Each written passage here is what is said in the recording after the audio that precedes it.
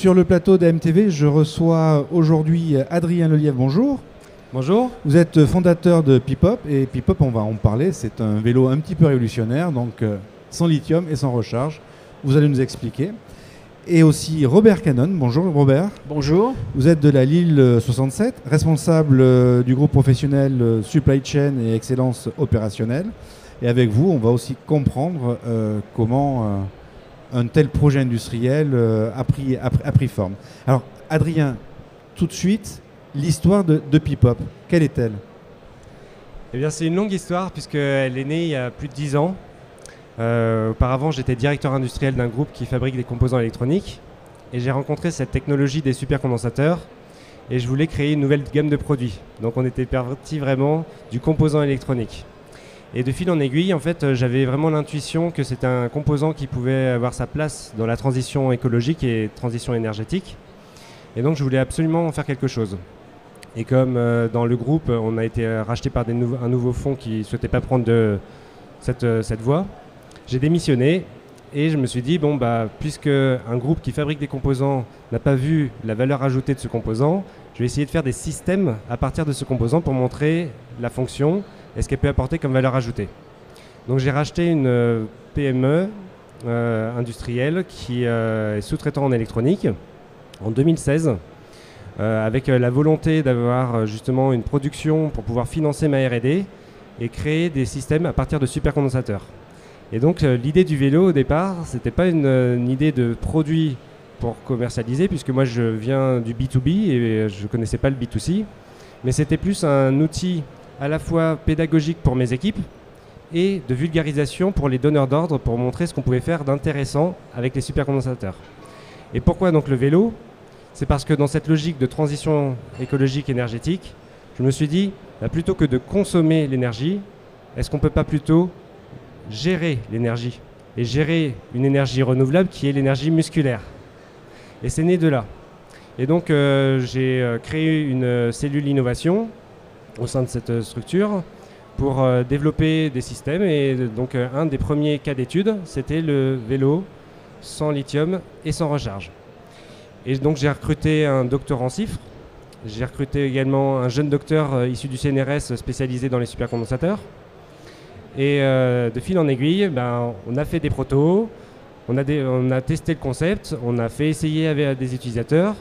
Et puis avant même de terminer la thèse, on a des particuliers qui avaient entendu parler de nous, qui nous ont demandé de leur vendre des vélos. Alors à ce moment-là, je me suis dit, bon, on a fait un super système électronique, mais entre faire le système de transmission et vendre un vélo, il y a quand même une grosse étape. Donc je leur ai dit, mais qu'est-ce que vous attendez d'un vélo ? Quel est le type, la forme de cadre que vous voulez, la couleur ? Et là, ils m'ont mis à l'aise. Ils m'ont dit, mais en fait, on s'en moque. Vous prenez le cadre que vous voulez, vous nous mettez votre système dessus et on vous l'achète. Et c'est parti comme ça. Alors dites-moi, ça c'est sympa au départ, parce que finalement, on fait de la recherche, on aboutit, on commence à avoir presque ses premiers clients. Il faut peut-être aussi commencer à mettre toute une structure industrielle. Et là je vais peut-être laisser Robert, qui quand même connaît un petit peu ce milieu-là. Il est fou. Non, c'est comme ça que naissent les beaux projets. Hein. Alors on part sur une PME et je pense que l'avenir justement des innovations de ce genre ne peuvent passer que par des PME où il y a une volonté de réussite dès le départ et puis un grand pari sur l'avenir et une motivation du personnel qui certainement a travaillé avec vous. Tout à fait. C'est vrai que Robert a tout à fait raison de préciser que le fait de partir d'une PMI était un gros atout. Contrairement à une start-up qui n'a pas de structure, nous on avait déjà une fonction, un service achat, approvisionnement. On avait déjà des procédures industrielles, on fabriquait déjà. Et donc passer de l'électronique, donc fabrication de cartes, mais aussi intégration, c'est-à-dire qu'on intégrait l'électronique dans des ensembles.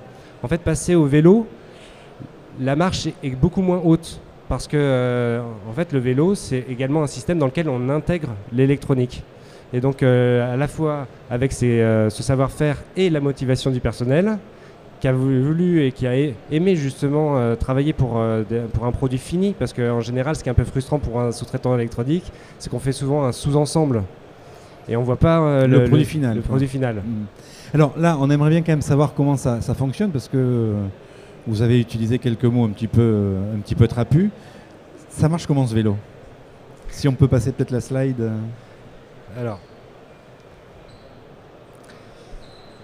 Alors le premier slide, il décrit pas exactement comment le vélo fonctionne, mais il part du constat suivant. C'est que la mobilité électrique, la mobilité douce avec le vélo, a en fait copié les pratiques de l'industrie automobile. Et donc avec les premiers VAE qui sont arrivés, on s'est dit, si on met plus d'énergie, on va pouvoir aller plus vite et on va pouvoir franchir d'autres obstacles. Le problème de ça, tout le monde en a bien conscience de plus en plus aujourd'hui, c'est à la fois l'utilisation de certaines ressources comme le lithium, mais également en fait l'asservissement de l'usager à son propre équipement. C'est-à-dire que d'un vélo musculaire qu'on prend dans son garage pour pouvoir faire une balade, là on est toujours obligé de penser à recharger la batterie. Donc c'est sûr que quand on essaye dans le magasin vélo avec la batterie chargée, on fait un petit tour, c'est très flatteur. Mais après, on oublie dans le long terme à la fois les contraintes de recharge, les contraintes de recyclage, et également après de retrouver le modèle de batterie pour pouvoir la remplacer quand elle sera morte au bout de 3 à 5 ans. Donc ça, c'est ce slide. Et donc on s'est dit, plutôt que de justement avoir cette contrainte logistique, pourquoi ne pas utiliser les supercondensateurs? Alors pourquoi les supercondensateurs? Déjà, structurellement, par rapport aux ressources naturelles, ils n'utilisent pas de lithium, ils n'utilisent pas de matériaux on va dire rares et complexes à extraire et à recycler, puisque le supercondensateur est constitué uniquement d'aluminium et de carbone. Donc des matériaux qui sont abondants et très facilement recyclables. Et également, ils ont une durée de vie de 10-15 ans au lieu de 3 à 5 ans pour les batteries. Donc on est vraiment tout à fait en ligne avec l'usage d'un vélo, puisqu'on est sur de la simplicité et de la durabilité. Alors techniquement, comment ça fonctionne? L'idée, c'est de se dire, sur un trajet en vélo, finalement, si on a l'idée de prendre son vélo, c'est qu'on n'est pas en train de monter le Mont Ventoux tous les jours. C'est que c'est un trajet qui est plutôt raisonnable d'un point de vue énergie musculaire et par rapport à sa condition physique. Et donc dans ce cadre-là, quand on fait un trajet en vélo, on se rend bien compte qu'il y a 80% du temps où on ne peine pas. Sinon, en fait, on ne prendrait pas son vélo, on prendrait autre chose. Mais par contre, ce qui peut être dissuasif, c'est les 20% restants, parce qu'il y a la côte, le vent de face, les arrêts et redémarrages successifs, notamment en milieu urbain. Ouais, le petit faux plat très vicieux, là, le faux plat vicieux, là, on le connaît tous. Et donc, on s'est dit, voilà, pourquoi ne pas utiliser ces périodes, les 80% où on ne peine pas, pour venir recharger un peu comme une dynamo et de venir aider uniquement au moment où on en a besoin, pour les démarrages, pour les accélérations et quand il y a justement ces obstacles, le faux plat, le vent de face, la côte. Et c'est comme ça qu'on fonctionne, c'est un système qui est basé sur la gestion de l'énergie pour récupérer l'énergie au bon moment et la restituer au bon moment. Sur les 2 premières générations de nos vélos, en fait, on n'avait pas cette intelligence embarquée, on demandait à l'utilisateur d'utiliser l'énergie qu'il avait précédemment emmagasinée au bon moment à l'aide d'une gâchette. Mais avec cette 3e génération, en fait, vous prenez votre vélo comme un vélo musculaire et c'est le système qui perçoit dans le profil de votre pédalage les moments où justement vous rentrez dans une période plus difficile. Donc en plus, vous avez mis de la data intelligente pour que finalement on ne se pose pas de questions, quoi. Je pédale et puis quand j'ai besoin, hop, ça part. Alors, pour l'instant, on n'a pas encore mis de la data. Non. On a mis des capteurs. Et là, grâce à ces capteurs, on a fait un programme intelligent qui permet d'utiliser et de s'adapter instantanément à n'importe quel utilisateur. C'est-à-dire que vous prêtez votre vélo, immédiatement ça réagit de la bonne manière. Les data, c'est la prochaine étape. C'est en cours, mais pour l'instant, déjà, le vélo s'adapte au profil de l'utilisateur. Alors, ça c'est bon, tout ça c'est super sympa. Maintenant, vous le fabriquez comment ce vélo? Et où d'ailleurs? On le fabrique à Olivet. Parce que justement, la structure que j'avais rachetée en 2016, elle est basée dans le Loiret, à Olivet.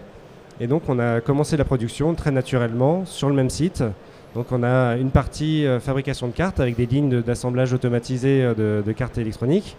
On a une partie intégration de l'électronique dans les parties mécaniques, c'est-à-dire le porte-bagages et l'écran.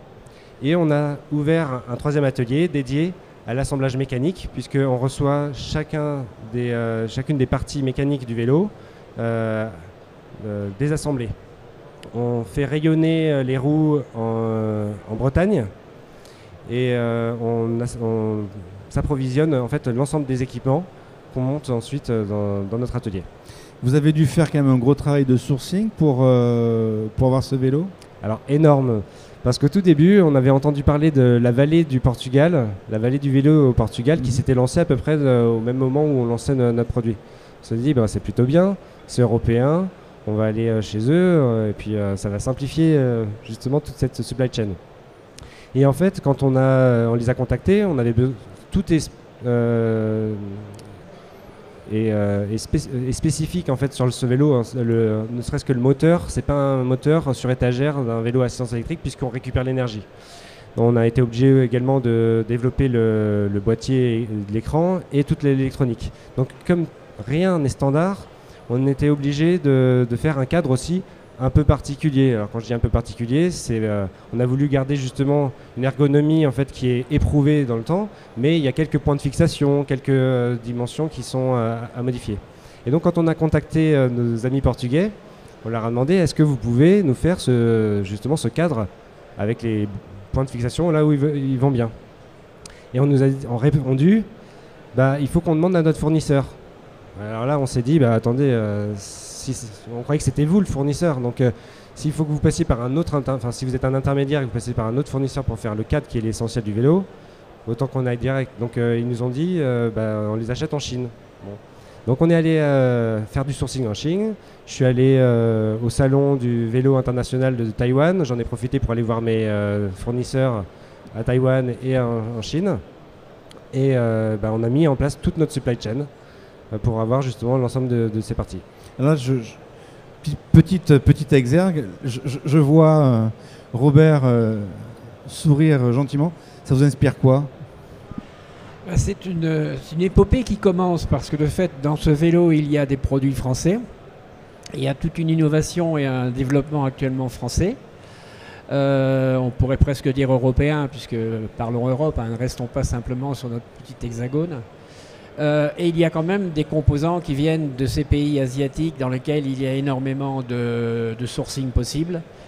Et on entend parler régulièrement des difficultés potentielles qu'on aura sur les composants, voire même sur un certain nombre de pièces mécaniques ou métalliques.